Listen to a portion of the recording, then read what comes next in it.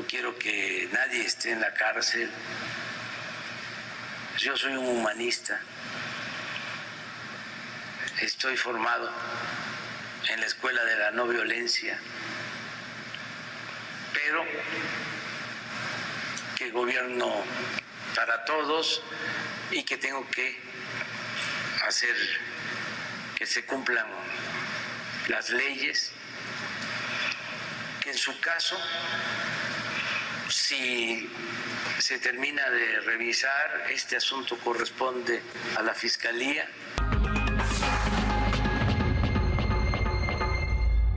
No vaya a pensar que pusimos esta introducción para que usted se acordara de que quién era el presidente, ¿no? No. Más bien es porque ciertamente López Obrador era de la idea de amnistiar a una buena cantidad de reos, de personas detenidas. Entonces, aquí la pregunta es, ¿qué va a pasar con todo ese proceso que también viene muy ligado, porque usted y yo lo sabemos, las reformas del 5 de febrero son las reformas que estamos discutiendo ahora en la gestión del entonces presidente López Obrador? Entonces, lo que queremos ver es muchos de los aspectos, particularmente con el Poder Judicial, cuál va a ser su destino. Bueno, como sea, el asunto se va cumpliendo con los objetivos de la autollamada 4T, para que todo lo que tiene que ver con el proceso de los reos y todo esto, pues bueno, también tienen que ser de alguna manera involucrados, ¿no? Y además, sobre todo, por algo que es fundamental, los jueces sean electos por voto popular. Pero aquí el asunto es la aplicación de la justicia, qué va a pasar en todos estos días, cómo va a quedar este tema, las simulaciones, las situaciones, rectifico, que vienen con la reforma, así como viene redactada. Bueno, esto es parte de lo que tenemos el día de hoy y vamos a hablar del tema, si no les importa, pero antes de ello, vámonos con esta información que tiene que ver con este tema y vamos a regresar con Elena Azaola en un ratitito. La reforma al Poder Judicial impactará en la forma de impartir justicia. No atiende la impunidad. De acuerdo con Gerardo Álvarez, investigador en la Dirección de Incidencia Política de México Unido contra la Delincuencia, las fiscalías únicamente abrieron una carpeta de investigación en el 7.6% de los 21 millones de delitos cometidos en 2022. Y peor aún, menos del 1% fue atendido por el Poder Judicial. ¿Y qué pasa con el 99% restante? La reforma judicial no aborda este tema. El segundo punto, la reforma incitaría a los jueces a resolver casos con criterios sesgados. La búsqueda de un ascenso, popularidad o apoyo político podría influir en las decisiones en favor o en contra de algún afectado. Y por último, el especialista Gerardo Álvarez advierte que cientos de procesos podrían quedar en el aire. La reforma establece remover de tajo a un juzgador para que sea electo, sin reparar en qué pasará con los juicios que ya están en marcha, o las personas que están en prisión preventiva o los derechos mismos de las víctimas. Con información de Erika Alcántara, Heraldo Media Group. Le queremos agradecer a Elena Azaola, investigadora del Centro de Investigaciones y Estudios Superiores en Antropología Social, que esté con usted y con nosotros. Elena, gracias por tu participación. ¿Cómo has estado? Muy buenas noches. ¿Qué tal, Javier? Me da mucho gusto saludarte. Muy bien, gracias. Bueno, te prometo que vamos a tener 2 entrevistas. Esta es la primera y la semana que entra, si te parece, vamos a hablar de tu libro, de los desplazados y desaparecidos, que tuvimos oportunidad de irnos acercando a él y creo que hay muchos motivos para estar atentos. Muchos diferentes, sobre todo quisiera pensar que la política del nuevo gobierno tendrá una mirada distinta de la que tuvimos durante 5 años y 10 meses.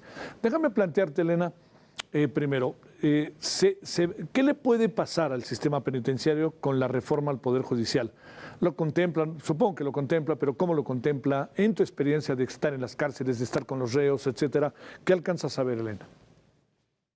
Gracias, Javier. Me parece muy importante que podamos visualizar este tema, porque si bien hay muchas razones para estar preocupadas por la reforma al sistema de justicia, como ya se ha expresado en estos últimos días por muchos expertos, hay una preocupación muy particular que no se toma plena conciencia de ella, y es el de la situación de las personas que están privadas de libertad.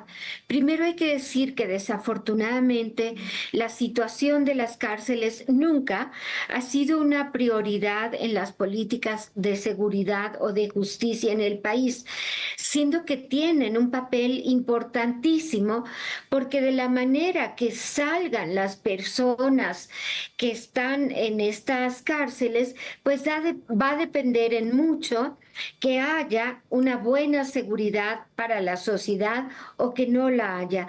Desafortunadamente, el abandono en el que están las prisiones no permite que estas personas salgan en mejores condiciones que las que entraron.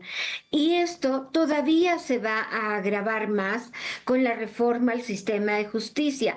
Lo que está pasando y lo que va a pasar todavía, lamentablemente en mayor medida, es que las personas allí, es terrible decirlo así, pero es una realidad, literalmente se están pudriendo adentro de las cárceles, abandonados por un sistema que no cumple con las leyes debidamente, con los derechos que tienen las personas privadas de libertad, que estando en manos del Estado tendrían derecho a recibir una alimentación y bueno, a que sus juicios fueran llevados de manera como la ley lo establece.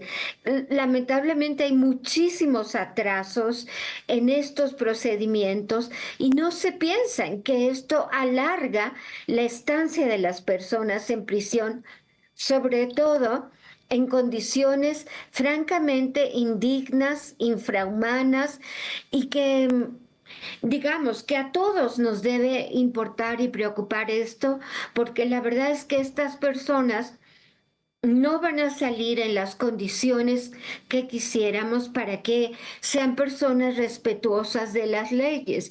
Y esto se va a agravar muchísimo porque con la reforma al sistema de justicia, los casos se van a atrasar todavía más. Hay un retraso enorme, las audiencias se reprograman y se reprograman por meses y son días, noches, meses que las personas están en la prisión, pero que también afecta indudablemente a sus familias y en esa medida a las comunidades también, porque esas familias tienen que estarles ayudando a llevar comida, medicina, ropas, productos de higiene, un montón de cosas que el Estado ha olvidado, la obligación que tiene de proveer esos bienes. Y entonces, digamos que la desesperación de la gente que está allá adentro, así como la de sus familias que tienen que llevarles y proveerles de todos estos bienes, pues no podemos prever más que se va a agravar, va a aumentar, va a ser terrible, porque hace un momento mencionabas que en el gobierno de López Obrador había la intención de amnistiar a personas. Bueno, esto nunca sucedió. Fueron muy pocas personas las que fueron amnistiadas, alrededor de 400 más o menos, siendo que hay 235,000 personas que ahorita, este día, están durmiendo en alguna prisión en el país. Entonces, pues no, por diversas razones, no procedió o no se puso todo el interés en la amnistía, porque sabemos que sí hay muchas gentes vulnerables, muchas gentes inocentes con delitos menores. Sabemos que la mayor parte de la gente que está en prisión son personas de escasos recursos económicos que cometieron delitos menores. No es la mayoría los que han cometido delitos graves. Por otro lado, también sería necesario que se hiciera una revisión de los códigos de procedimiento, de los códigos penales, para volver a hacer una proporcionalidad de las penas, porque la verdad es que las penas han ido incrementando, incrementando, y hay personas en prisión que tienen penas de 300, de 500, de 600 años, lo cual, bueno, pues francamente Sí, sí. es absurdo, pero... Ujú. Ujú. además les quita a ellos toda esperanza, toda expectativa y todo sentido a sus vidas, estando en esas condiciones tan lamentables, porque nunca ha sido una prioridad dignificar las prisiones y también, desde luego, incluir en ello al personal penitenciario, que Claro. también está en condiciones muy precarias. Y todo eso se va a acumular, se va a retrasar y va a causar graves problemas sociales y graves problemas al interior de las prisiones. Ujú. A ver, Elena, déjame plantearte, en lo que has leído de la reforma al Poder Judicial, el método para elegir a los jueces y magistrados, la situación que se vive, que ahora nos dejas muy claramente establecida en las cárceles, que es de dominio público, pero tú has tenido una experiencia directa durante mucho tiempo. Te pregunto, la elección de jueces y lo que está haciendo la reforma, ¿podría ser benéfica para las 250,000 personas que están en cárcel ahora? No, la verdad es que, bueno, quiero pensar que ha sido orientada en parte por una buena intención, supuestamente de que al nombrar los jueces directamente se supone, sea una medida democrática.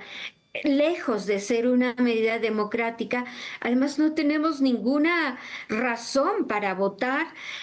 Ya se ha hablado mucho sobre estos temas, de cómo la manera como van a ser elegidos los jueces, pues no asegura una imparcialidad, por el contrario, más bien predice que podrá haber participación de intereses políticos, partidistas, delictivos en esos jueces que no van a actuar con toda la formación, la imparcialidad, la objetividad que se necesite. La verdad es que es una cuestión muy problemática y lo dicen las personas más expertas, tanto de nuestro país, en el mundo, está siendo objeto de una discusión y de una crítica muy severa porque se ve como algo muy riesgoso, regresivo, antidemocrático, y que hay como un ánimo de controlar desde el poder ejecutivo a los poderes legislativos, como ya se vio con la mayoría que se forzó, y al Poder Judicial, desde luego, a través de los mecanismos con los que se van a seleccionar a las personas que puedan participar, pues da una participación mayoritaria en esto al partido en el gobierno y pues todo esto es lo que tiene muy preocupadas pues a los juristas, a las personas, digamos, que promovemos, luchamos, creemos en la democracia. Lejos de ser una reforma democrática, es una reforma que tiende a concentrar el poder, a invadir las facultades de otro poder, y esto va a tener muy graves consecuencias de distinta manera, pero particularmente yo pienso en la gente que está en prisión y y que, y que se va a pasar más tiempo en prisión porque sus casos se van a alargar. Elena, te mando un gran saludo y el agradecimiento que estuviste con nosotros, y la semana que entra, si no tienes inconveniente, hablamos de tu reciente libro. Muchas gracias. Al contrario, hasta luego, gracias a ti. Hasta luego, Hasta gracias. luego. Buenas noches.